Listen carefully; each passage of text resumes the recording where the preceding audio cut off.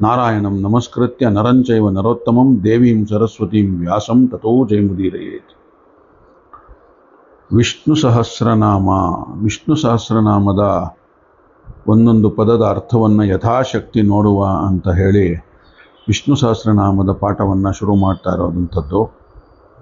ಅದಕ್ಕೂ ಮುಂಚೆ ಪೂರ್ತಿ ನಾವು ವಿಷ್ಣು ಸಹಸ್ರನಾಮಕ್ಕೆ ಇಳಿಯೋದಕ್ಕೂ ಮುಂಚೆ ಕೆಲವು ಸಂಗತಿಗಳು, ಕೆಲವು ಪೀಠಿಕೆಗಳು ಭಾಳ ಅಗತ್ಯವಾಗಿ ಬೇಕಾಗತ್ತೆ. ವಿಷ್ಣು ಸಹಸ್ರನಾಮವನ್ನು ಆಚಾರ್ಯ ಬನ್ನಂಜೆ ಅವರು ಸುಮಾರು ಬೇರೆ ಬೇರೆ ಕಡೆಯಲ್ಲಿ ಎಲ್ಲವನ್ನೂ ಸೇರಿ ಪ್ರತಿ ಪದಾರ್ಥವನ್ನು 2 ಬಾರಿ ಮಾಡಿದ್ದಾರೆ. ಒಂದು ಬಾರಿ ಅಂತೂ ಸುಮಾರು 140 ಗಂಟೆಗಳ ಕಾಲ ಪ್ರವಚನ ಇದೆ ಪೂರ್ತಿ ವಿಷ್ಣು ಸಹಸ್ರನಾಮದ್ದು. ಮತ್ತೊಂದು ಬಾರಿ ಯಾವುದೋ ಒಂದು ಚಾನಲ್ಲಿಗೋಸ್ಕರ ಸುಮಾರು ಒಂದು 40 ಗಂಟೆಗಳ ಕಾಲ ಪದಾರ್ಥವನ್ನು ಹೇಳಿದ್ದಾರೆ. ಅದಾದ ಮೇಲೆ ಮತ್ತೆ ಹೇಳುವಂಥದ್ದೇನು ಉಳಿದಿಲ್ಲ. ಆದರೂ ಯಥಾಶಕ್ತಿಯಾಗಿ ಇದನ್ನು ನೋಡುವಂಥ ಒಂದು ಭಾಗ್ಯವನ್ನು ಇದೇ ಬನ್ನಂಜೆ ಗೋವಿಂದಾಚಾರ್ಯರು ನಮಗೂ ಸ್ವಲ್ಪ ಕರುಣಿಸಲಿ. ಅವರ ಅರ್ಥಾನುಸಂಧಾನ ಇಟ್ಟುಕೊಂಡೇ ಹಾಗೂ ಪಲಿಮಾರು ಹಿಂದಿನ ಮಹಾಗುರುಗಳು ಶ್ರೀಗಳಾದಂತಹ ವಿದ್ಯಾಮಾನ್ಯರ ಒಂದು ಕೃಪೆಯಿಂದ ಇದನ್ನು ಅರ್ಥ ಮಾಡಿಕೊಳ್ಳುವಂಥ ಪ್ರಯತ್ನವನ್ನು ನಾವು ಮಾಡೋಣಂತೆ. ಇದನ್ನು ಆ ಒಂದು ಹೇಳುವ ನೆಪದಲ್ಲಿ, ಕೇಳುವ ನೆಪದಲ್ಲಾದರೂ ಇನ್ನೊಮ್ಮೆ ಪದಾರ್ಥವನ್ನು ನೋಡುವಂತಹ ಭಾಗ್ಯ ನಮ್ಮದಾಗಲಿ ಅನ್ನೋದನ್ನು ತಿಳಿಸ್ತಾ ಸ್ವಲ್ಪ ಪೀಠಿಕೆಯ ಬಗ್ಗೆ, ವಿಷ್ಣು ಸಹಸ್ರನಾಮದ ಪೀಠಿಕೆಯ ಬಗ್ಗೆ ಮಾತಾಡೋಣಂತೆ. ಏನಾಗುತ್ತೆ ಅಂದರೆ, ಇಲ್ಲಿ ಯಾಜ್ಞೇಯ ಉಪನಿಷತ್ತು ಹೇಳುತ್ತೆ, ಸಂದೇಶ ಕೊಟ್ಟಿರುವಂಥದ್ದು, ತಸ್ಮಿನ್ನೋಪಿ ಮಾತರಿಶ್ವ ದದಾತಿ ಅಂತ ಹೇಳುತ್ತೆ. ನಿರ್ಭಯತ್ವಾದಿ ಗುಣಸಂಪನ್ನನಾದಂತಹ ಪ್ರಸ್ತುತನಾದ ಭಗವಂತನಲ್ಲಿ ವಾಯುದೇವರು ಕರ್ಮಗಳನ್ನು ಕೊಡುವಂಥವನು ಅಂತ ಹೇಳಿ ಹೀಗೆ ನೀಡಲಾದಂತಹ ಒಂದು ಸಂದೇಶದ ಮೇಲೆ ಸಹಜವಾಗಿ 3 ಸಂದೇಹಗಳು ಉಂಟಾಗಬಹುದು.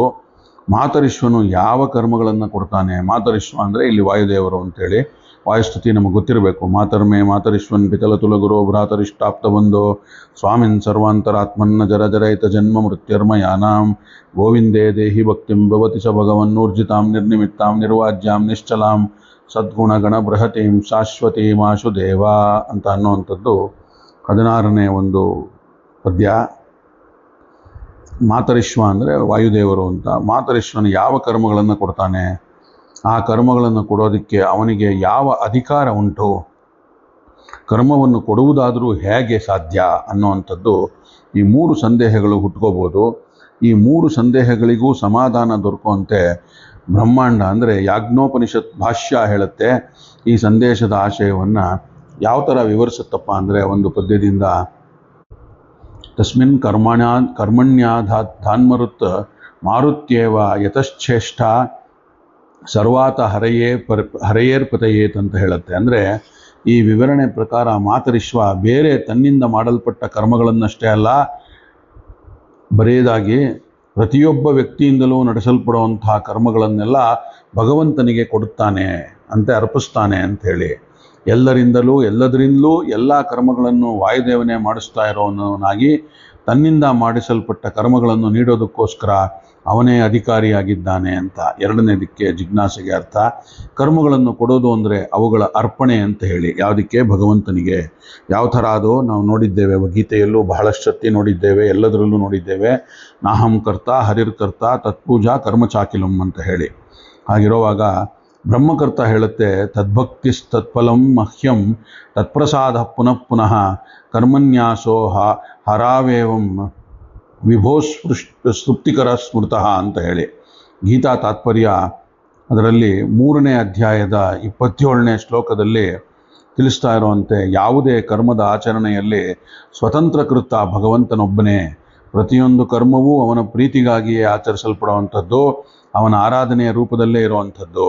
ಅವನಲ್ಲಿ ಭಕ್ತಿ ಉಂಟಾಗೋದು, ಮತ್ತೆ ಮತ್ತೆ ಅನುಗ್ರಹ ಹೆಚ್ಚೋದು ಪ್ರತಿಯೊಂದು ಕರ್ಮದ ಪರಮೋದ್ದೇಶ ಅದು.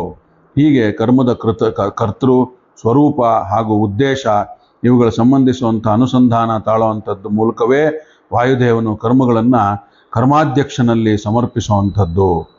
ಪ್ರಕೃತವಾಗಿ ವಿಷ್ಣು ಸಹಸ್ರನಾಮ ಪಟ್ಟಿಯ ರಚನೆ ಅಂತಹ ಟಿಪ್ಪಣಿಯ ಆಧಾರದಲ್ಲಿ ನಡೆಸಲಾದಂತಹ ವಿಷ್ಣು ಸಹಸ್ರನಾಮ ಚಿಂತನಾದಿಗಳನ್ನು ಉಡುಪಿ ಕೃಷ್ಣ ಮಠದಲ್ಲಿ ಶ್ರೀ ವಾದಿರಾಜರಿಂದ ಪ್ರತಿಷ್ಠಾಪಿಸಲ್ಪಟ್ಟಂತಹ ವಿರಾಜಮಾನರಾಗಿರುವಂತಹ ವಾಯುದೇವರ ಅಗ್ರ್ಯಾವತಾರದ ಹನುಮಂತ ದೇವರು ವಿಷ್ಣು ಸಹಸ್ರನಾಮ ಪ್ರತಿಪಾದ್ಯನಲ್ಲಿ ಇದು ಸಮರ್ಪಣೆ ಆಗಲಿ ಅಂತ ಹೇಳಿ ಪ್ರಾರ್ಥನೆಯನ್ನು ಮಾಡ್ತಾ ಮುಂದೆ ಇದಕ್ಕೊಂದು ಸ್ವಲ್ಪ ಇನ್ನೂ ಒಂದು ಸ್ವಲ್ಪ ಪೀಠಿಕೆ ಇದೆ.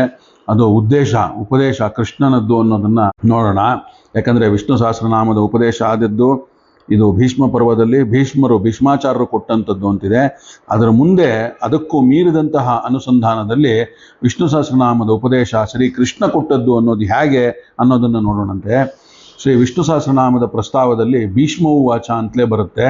ಉಲ್ಲೇಖ ಆಗಿರುವಂಥದ್ದು ವಿಷ್ಣು ಸಹಸ್ರನಾಮದ ಮುಖ್ಯ ಉಪದೇಶಕ ಶ್ರೀ ಕೃಷ್ಣನೇ ಹೊರತು ಭೀಷ್ಮರಲ್ಲ ಅನ್ನೋ ಅನುಸಂಧಾನವನ್ನು ನಾವು ಇಟ್ಕೋಬೇಕು. ಯಾಕಂದರೆ ನಿಮಗೆಲ್ಲ ಗೊತ್ತಿರಬೇಕು, ನಾನು ಹೇಳಿದ್ದೇನೆ, ಯುದ್ಧವೆಲ್ಲ ಮುಗಿದು ಒಡ್ಡೋಲಗದಲ್ಲಿ ರಾಜ್ಯಭಾರವನ್ನು ಶುರು ಮಾಡಿದಂಥ ಮೊದಲನೇ ದಿನ ಕೂತಿದ್ದಾಗ ಆಗ ಕೃಷ್ಣ ಮಾತ್ರ ತಲೆ ಮೇಲೆ ಕೈ ಹಿಡ್ಕೊಂಡು ಸ್ವಲ್ಪ ಸಿಟ್ಟಿನವನಾಗಿ ಬೇಸರದಿಂದ ಕೂತಿರ್ತಾನೆ. ಇಡೀ ಅವನ 106 ವರ್ಷಗಳ ಆಯುಷ್ಯದಲ್ಲಿ ಅವನು ಆ ಥರ ಕೂತಿದ್ದು ಇದೇ ಮೊದಲನೇ ಬಾರಿಯಾಗಿ. ಆಗ ಅದನ್ನು ನೋಡಿದಂಥ ಧರ್ಮರಾಜ, ಏನು ಕೃಷ್ಣ ಇದು, ಎಲ್ಲ ಖುಷಿಯಾಗಿರೋವಂಥ ಟೈಮಲ್ಲಿ ನೀನು ಎಂದೂ ಈ ಥರ ಇಲ್ಲದೆ ಇರೋನು ಈ ಥರ ತಲೆ ಮೇಲೆ ಕೈ ಇಟ್ಕೊಂಡು ಕೂತಿದ್ಯಾ ಅಂದಾಗ, ನಾನು ಸೂರ್ಯ ಮುಳುಗೋಗ್ತಾ ಇದೆಯಪ್ಪ ಅಂತ ಹೇಳ್ತಾನೆ. ಸೂರ್ಯ ಮುಳುಗಿದ್ರೇನು, ಬೆಳಗ್ಗೆ ಉದಯಿಸ್ತಾನಲ್ವಾ, ಏನು ತೊಂದರೆ ಅಂತ ಧರ್ಮರಾಜ ಕೇಳ್ತಾನೆ. ಆಗ ಕೃಷ್ಣ, ಅಯ್ಯೋ ಪೆದ್ದ, ಇದು ಜ್ಞಾನ ಸೂರ್ಯಪ್ಪ, ಈ ಜ್ಞಾನ ಸೂರ್ಯ ಮುಳುಗೋದ್ರೆ ನಾಳೆ ಬೆಳಗ್ಗೆ ಮತ್ತೆ ಉದಯ ಆಗೋದಿಲ್ಲ. ಭೀಷ್ಮಾಚಾರ್ಯರು ಅನ್ನೋಂಥ ಒಂದು ಅಮೋಘವಾದಂಥ ಜ್ಞಾನ ಸೂರ್ಯ ಮುಳುಗೋಗ್ತಾ ಇದೆ. ಬೆಳಕರಿದ್ರೆ ಉತ್ತರಾಯಣ ಪುಣ್ಯಕಾಲ, ಭೀಷ್ಮಾಚಾರ್ಯರು ದೇಹತ್ಯಾಗ ಮಾಡಬೇಕು. ಅಷ್ಟರೊಳಗಾಗಿ ಹೋಗಿ ಅವರಲ್ಲಿರೋ ಜ್ಞಾನವನ್ನೆಲ್ಲ ಹೀರ್ಕೋ. ಮನುಷ್ಯನು ಸಾಯೋದು ಸಹಜ, ದೇಹ ನಾಶವಾಗೋದು ಸಹಜ, ಆದರೆ ಜ್ಞಾನ ಎಂದಿಗೂ ನಾಶವಾಗಬಾರದು ಅನ್ನೋದು ಕೃಷ್ಣನ ಉದ್ದೇಶ. ಹಾಗಾಗಿ ಎಲ್ಲರನ್ನೂ ಕರ್ಕೊಂಡು ಅವ್ರು ಬರಲ್ಲ, ನನಗೆ ನಾಚಿಕೆ ಅಂತ ಹೇಳ್ತಾನೆ. ಯಾಕಂದರೆ ಭಯ, ನಾಚಿಕೆ, ನಮ್ಮ ತಾತನನ್ನು ನಾವೇ ಉರುಳಿಸಿದ್ದೇವೆ ನೆಲದ ಮೇಲೆ ಬಾಣವನ್ನು ಬಿಟ್ಟು ಅಂತ ಹೇಳಿದಾಗ, ಏನೂ ಆಗಲ್ಲ, ನಾನು ಕರ್ಕೊಂಡು ಹೋಗ್ತೀನಿ ಬಾ, ಎಲ್ಲ ಜ್ಞಾನವನ್ನು ಕೊಡಿಸ್ತೀನಿ ನಾನು ನಿನ್ನ ಕೈನಲ್ಲಿ, ಅವನ ಕೈನಲ್ಲಿ ನಿನಗೆ ಅಂತ ಹೇಳಿ ಕರ್ಕೊಂಡು ಭೀಷ್ಮಾಚಾರ್ಯರು ಶರಶಯ್ಯಲ್ಲಿದ್ದಾಗ ಅಲ್ಲಿ ಕರ್ಕೊಂಡು ಹೋದಾಗ ಅಲ್ಲಿ ನಡೆಯುವಂಥ ಘಟನೆ ಇದು ಹೇಳುವಂಥದ್ದು. ಆಗ ಮಹಾಭಾರತ ಯುದ್ಧದಿಂದ ಒಂದು ಪ್ರಾಪ್ತವಾದಂಥ ರಾಜ್ಯದ ಸಿಂಹಾಸನ ಧರ್ಮಸಮ್ಮತವಾದದ್ದು ಅಂಥೇಳಿ ಯುಧಿಷ್ಠಿರನಿಗೆ ಮನವರಿಕೆ ಮಾಡೋದಕ್ಕೋಸ್ಕರ ಉಪದೇಶ ನೀಡಬೇಕು ಅಂಥೇಳಿ ಕೃಷ್ಣ ಶರಪಂಜರಶಾಹಿಯಾಗಿ ಭೀಷ್ಮಾಚಾರ್ಯರಲ್ಲಿ ತಿಳಿಸಿದಾಗ ಅವ್ರು ಹೇಳ್ತಾರೆ, ಖಾ ಶಕ್ತಿರ್ಮಮ ದೇವೇಶ ಪಾರ್ಥಾನ್ ಬೋಧಯಂತು ಪ್ರಭೋ ಅಂತ ಹೇಳ್ತಾನೆ. ಹೇ ಪ್ರಭೋ, ಭೀಮಾದಿ ಪಾರ್ಥರಿಗೆ ಉಪದೇಶ ಮಾಡಲು ಬೇಕಾದ ಸಾಮರ್ಥ್ಯ ನನ್ನಲ್ಲಿಲ್ಲಪ್ಪ ಕೃಷ್ಣ ಪರಮಾತ್ಮ ಅಂತ ಕಣ್ಣಲ್ಲಿ ನೀರು ಬರುತ್ತೆ ಭೀಷ್ಮಾಚಾರ್ಯರಿಗೆ.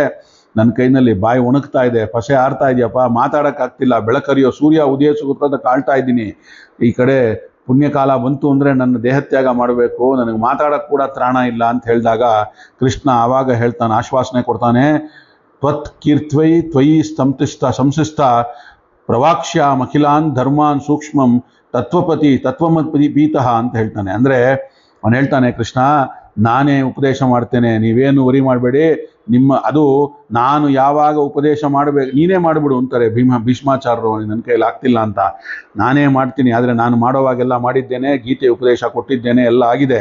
ಆದರೆ ಈ ಥರ ಜ್ಞಾನ ಪರಂಪರೆ ಮನೆತನದ ಹಿರಿಯರಿಂದ ಬರಬೇಕು ಮಕ್ಕಳಿಗೆ. ಹಾಗಾಗಿ ಇದನ್ನು ನೀವೇ ಮಾಡಬೇಕು, ಏನು ತೊಂದರೆ ಇಲ್ಲ, ನೀವು ಶುರು ಮಾಡಿ, ನಿಮ್ಮೊಳಗೆ ಕೂತು ನಾನೇ ಮಾಡಿಸ್ತೀನಿ ಅಂತ ಹೇಳ್ತಾನೆ. ನಾನೇ ಉಪದೇಶ ಕೊಡ್ತೀನಿ, ನಿಮ್ಮ ಒಳಗಿದ್ದುಕೊಂಡು ಪರಶುರಾಮರಿಂದ ಅಧ್ಯಯನ ಮಾಡಿದಂತಹ ವಿದ್ಯೆಯ ಸಾರದ ಉಪದೇಶ ಪ್ರಯುಕ್ತ ನಿನಗೂ ಕೀರ್ತಿ ಬರುತ್ತೆ, ಇದು ಪುಣ್ಯವೂ ಬರುತ್ತೆ ಅಂತ ಉದ್ದೇಶದಿಂದ ನನ್ನ ಉಪದೇಶಕ್ಕಾಗಿ ನಿನ್ನವನ್ನು ಮಾಧ್ಯಮವನ್ನಾಗಿ ಬಳಸ್ಕೊಳ್ತಾ ಇದ್ದೇನೆ ಭೀಷ್ಮಾಚಾರ್ಯ ನಿಮ್ಮನ್ನ ಅಂತ ಕೃಷ್ಣನೇ ಹೇಳ್ತಾನೆ. ಅದಕ್ಕೋಸ್ಕರ ಇದಕ್ಕನುಗುಣವಾಗಿ ಭೀಷ್ಮಾಂತರ್ಗತನಾದ ಶ್ರೀಕೃಷ್ಣ ಮಹಾಭಾರತದ ಶಾಂತಿ ಪರ್ವದ 56ನೇ ಅಧ್ಯಾಯದಿಂದ ಹಿಡಿದು 365ನೇ ಅಧ್ಯಾಯದವರೆಗೆ ಶಾಂತಿ ಪರ್ವ ಇರುವಂಥದ್ದು. ಅದರಲ್ಲಿ 309ನೇ ಅಧ್ಯಾಯಗಳ ವ್ಯಾಪ್ತಿಯಲ್ಲೂ ಕೂಡ 309 ಅಧ್ಯಾಯಗಳ ವ್ಯಾಪ್ತಿಯಲ್ಲೂ ಕೂಡ ಅನುಶಾಸನ ಪರ್ವದ 148 ಅಧ್ಯಾಯಗಳಲ್ಲಿ ಆ ವ್ಯಾಪ್ತಿಯಲ್ಲಿ ಧರ್ಮೋಪದೇಶ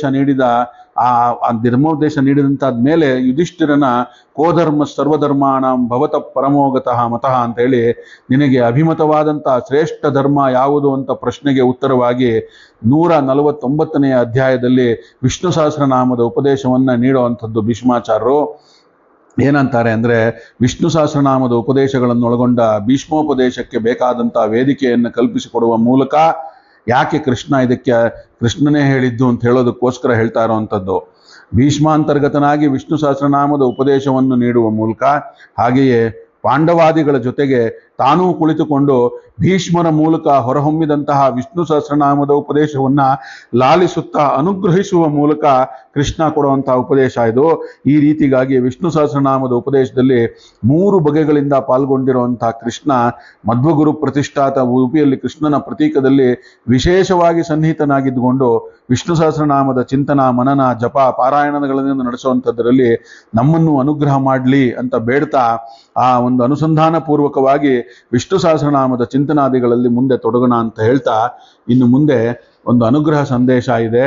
ಇದನ್ನ ಈ ಒಂದು ಪ್ರವಚನ ಮಾಲಿಕೆ ಶುರು ಮಾಡಿದಾಗ ವಿದ್ಯಾಮಾನ್ಯರು ಹೇಳದಂಥದ್ದು, ಅದನ್ನು ನೋಡಿ ಆ ನಂತರದಲ್ಲಿ ಬನ್ನಂಜೆ ಅವರ ಒಂದು ಅವರ ಒಂದು ಅನುಗ್ರಹ ಸಂದೇಶವನ್ನು ವಿಷ್ಣು ಸಹಸ್ರನಾಮದ 1000 ರೂಪಗಳ 1000 ನಾಮಗಳು ಅನ್ನೋದನ್ನು ನೋಡಿ ಆಮೇಲೆ ನಾವು ಈ ಒಂದು ವಿಷ್ಣು ಸಹಸ್ರನಾಮದ ಪದಾರ್ಥಕ್ಕೆ ಶುರು ಮಾಡೋಣಂತೆ, ಇದನ್ನು ಮಾಡೋಣಂತೆ, ಶ್ರೀಕಾರ ಹಾಡೋಣಂತೆ ಅಂತ ಹೇಳ್ತಾ ಇವತ್ತಿನ ಈ ಒಂದು ವಿಷ್ಣು ಸಹಸ್ರನಾಮದ ಚಿಂತನದ ಜ್ಞಾನಯಜ್ಞವನ್ನು ಇಲ್ಲಿಗೂ ಉಪಸಂಹಾರ ಮಾಡಿ, ನಾಳೆ ದಿನ ಸಿಕ್ಕಾಗ ಪಲಿಮಾರು ಶ್ರೀಗಳ ಅನುಗ್ರಹ ಸಂದೇಶ, ಆಚಾರ್ಯ ಬನ್ನಂಜೆ ಅವರ ಅನುಗ್ರಹ ಸಂದೇಶ, ಅಲ್ಲಿಂದ ಮುಂದೆ ವಿಷ್ಣು ಸಹಸ್ರನಾಮದ ಪದಾರ್ಥ, ಹೀಗೆ ನೋಡ್ತಾ ಹೋಗೋಣ ಅಂತ ಹೇಳ್ತಾ ಇವತ್ತಿನ ಈ ಒಂದು ವಿಷ್ಣು ಸಹಸ್ರನಾಮದ ಜ್ಞಾನ ಯಜ್ಞವನ್ನು ನನ್ನ ಗುರುಗಳಾದ ಬನ್ನಂಜೆ ಅವರಿಗೆ ಹಾಗೂ ಅವರ ಅಂತರ್ಯಾಮಿಯಾದ ಶ್ರೀಮದ್ ಆಚಾರ್ಯರು ಹಾಗೂ ಕೃಷ್ಣ ಪರಮಾತ್ಮನ ಪಾದಗಳಿಗೆ ಅರ್ಪಣೆಯನ್ನು ಮಾಡೋಣ. ಶ್ರೀ ಕೃಷ್ಣಾರ್ಪಣಮಸ್ತು. ಸರ್ವೇ ಸಜ್ಜನ ಸುಖಿನೋ ಭವಂತು.